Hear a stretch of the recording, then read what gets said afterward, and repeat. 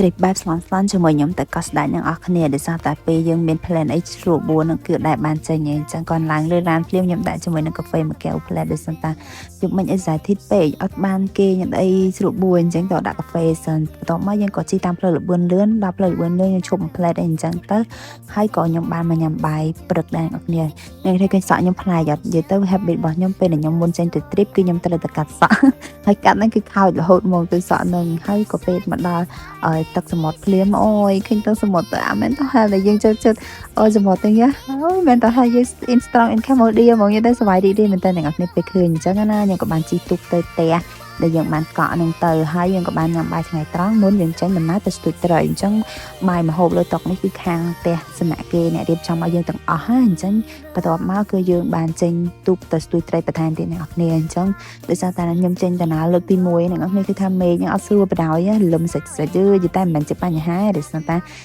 វាភ្លៀងដេញហើយក៏មកផ្លែទៅវាបាត់ទៅវិញអញ្ចឹងណាហើយខ្ញុំក៏ចាប់ផ្ដើមស្ទូចត្រីខ្ញុំមិនដែលឃើញអាដងស្ទូចគេស្ទូចបែបអញ្ចឹងណាអញ្ចឹងក៏យើងស្ទូចត្រីហើយពេលនោះសប្បាយរីករាយមែនតើស្មានយើងស្ទូចបានអ្នកនរគ្នាតែមានបានអីណាបាន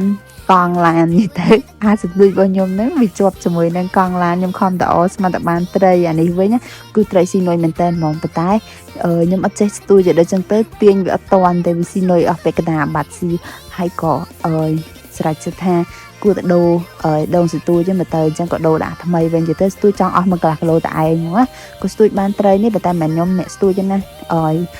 គេស្ទូចទេគាត់ខ្ញុំថតទេវាប្រកាសដាក់ខ្ញុំផ្លែមែនតើហើយអាត្រីនេះគេអត់ញ៉ាំទេគឺជាបលែងវិញស្ទូចបានហើយក៏បលែងចូលទៅក្នុងទន្លេវិញទេហើយបន្ទាប់មកទៅក៏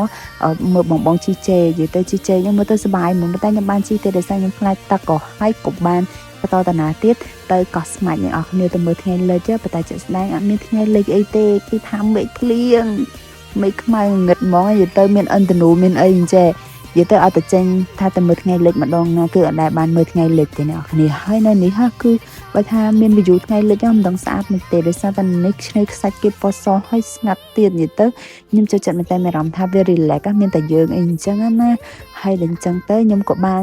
មើលកៃគុណទៅសភាពអីអញ្ចឹងទៅរើសសបកលះរើសក្រុមអីអញ្ចឹងណា